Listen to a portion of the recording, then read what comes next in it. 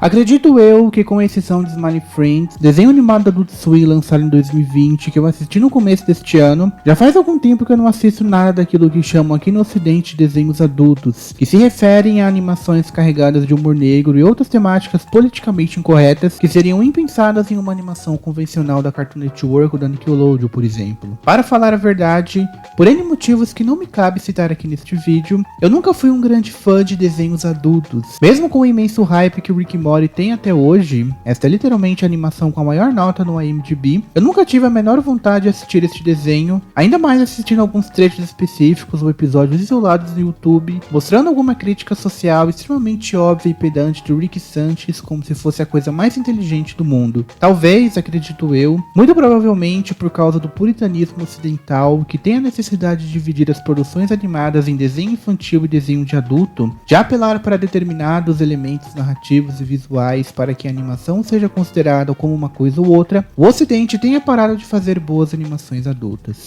É por isso que alguns animes atualmente sabem trabalhar melhor o humor negro do que muitas produções ocidentais. E é por isso também que eu quero falar sobre Dandadan, uma das coisas mais bem avaliadas atualmente na Netflix, e que, assim como outros exemplos como One Punch Man, possui uma abordagem de humor absurdo muito mais interessante do que a maioria das produções ocidentais de hoje em dia. Então, vamos logo ao vídeo.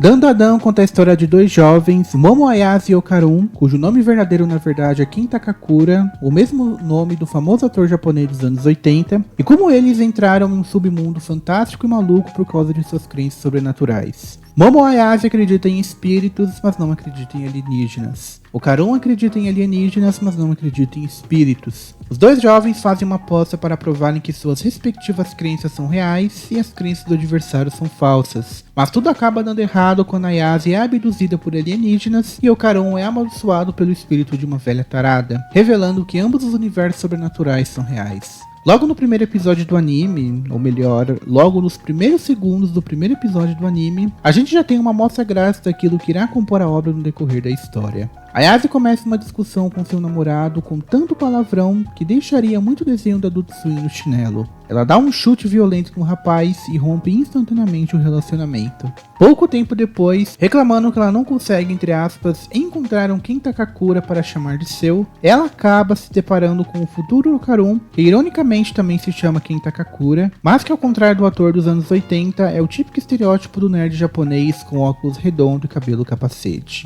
Vendo que o Kenta Kakura sofria bullying de alguns valentões na sala ao lado, Ayase então senta-se na cadeira à frente e espanta os valentões, direcionando-os um olhar ameaçador. O laço de amizade que se inicia com essa pequena interação mundana, que poderia facilmente ser parte do roteiro de algum anime Slice of Life, é um elemento de extrema importância para o enredo de Dandadan, principalmente para o seu humor um tanto quanto quebrado e absurdo, ainda que estas sejam duas coisas completamente diferentes. Eu acho que o primeiro ponto que podemos desenvolver para entender a lógica do humor de Dandadan é o modo como o anime sai de um extremo para o outro em questão de segundos. Para falar a verdade, não é apenas no quesito humor que a obra sabe lidar com os extremos. Entre Ayase e o Okarun já existe uma disparidade imensa em relação às personalidades de cada um. Momo Ayase é uma garota relativamente bonita, com algumas amigas, apesar de não ser muito popular, que tem um gosto por meninos parecidos com Kenta Kakura, enquanto o Okarun é um menino nerd, introvertido, sem amigos e com certeza sem namoradas, que usam seu hobby peculiar como uma forma de espantar a solidão.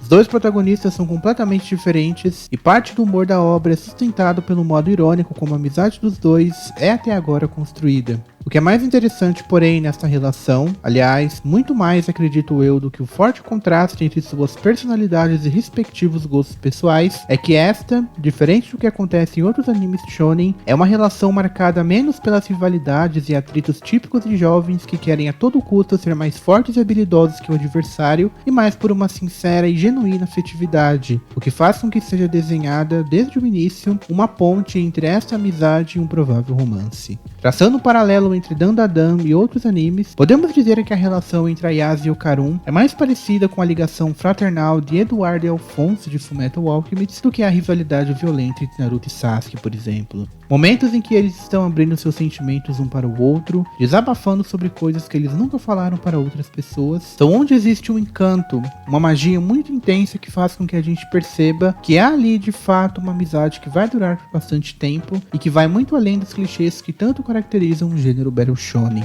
É justamente isso, ironicamente, que faz o humor do anime funcionar. Vamos tentar entender melhor isso. Um dos fatores que faz o humor de uma obra, de uma história, de um show de stand-up ou de qualquer outra produção artística funcionar é a imprevisibilidade. Uma piada só é engraçada quando pega o público de surpresa. Quando a prova de português ou de interpretação de texto da sua escola pergunta onde está o humor de uma tirinha da Mafalda do Calvin Adouro, na maioria das vezes o humor está na imprevisibilidade de alguma fala ou comportamento de algum personagem. Exatamente por isso que no caso de Dandadan, apesar de seu humor absurdo ser a sua marca registrada e ter sido aquilo que transformou o anime em um meme, o que eu mais destaco em relação à obra é essa relação tanto quanto adocicada e amolecida entre Ayase e Okarun. Ainda no primeiro episódio, os dois personagens estão conversando no telefone sobre suas vidas pessoais, seus hobbies, suas famílias, e 5 minutos depois, uma é sequestrada por aliens tarados, o outro é amaldiçoado por uma velha igualmente tarada, e essa fala acontece. Simplesmente assistir um Dandadan pela primeira vez não dá para prever o que vai acontecer neste anime. E é exatamente por isso que o humor da obra tanto funciona. O contraste entre o anime da amizade açucarada dos protagonistas e o anime das piadas de espíritos e alienígenas tarados, entre o humor escatológico e de cunho sexual e elementos típicos de animes Battle Shonen, um contraste tão grande que nem parece que estamos falando sobre a mesma obra, é, pelo menos na minha visão, o que falta nas chamadas animações adultas do ocidente. Muitos desenhos adultos tornaram-se tão apelativos e repetitivos que tudo aquilo que deveria, teoricamente, ser subversivo, transgressor ou engraçado, acabou perdendo o efeito ao longo do tempo. É por isso que eu acredito que dentre a infinidade de desenhos adultos que são lançados todo ano pelas plataformas de streaming, aqueles que mais fazem sucesso, como BoJack Horseman e Rick and Morty, são justamente aqueles que se dedicam a entregar ao público algo além de violência gratuita e escatologia pura, mesmo que este algo além sejam coisas igualmente criticáveis, como este punhado de críticas sociais rasas ou reflexões filosóficas pedantes. Dandadan, pelo contrário, apenas nesses poucos episódios que foram lançados, já nos revela que tem algo a mais para oferecer ao público, além de suas piadas de cunho sexual, ainda que este humor imprevisível seja a marca registrada do anime e a principal razão de seu sucesso. Muito obrigado por terem chegado até aqui, eu espero que vocês realmente tenham gostado do vídeo. Aqui na descrição eu vou deixar o link das minhas redes sociais aqui do canal. Eu tenho o Twitter, eu tenho o Blue Sky, eu tenho o TikTok, eu tenho o Instagram. E os links das minhas redes sociais literárias, junto com o link de compra do e-book e da versão física do meu livro Mapinguari Antropofágico. De qualquer forma, mais uma vez, muito obrigado por terem chegado até aqui. Meu nome é Vinícius, esse foi mais um vídeo do Anti-Herói, um projeto de vídeo ensaio do YouTube. Se inscrevam, curtam, ativem as notificações e todo aquele clichê do YouTube. E até mais.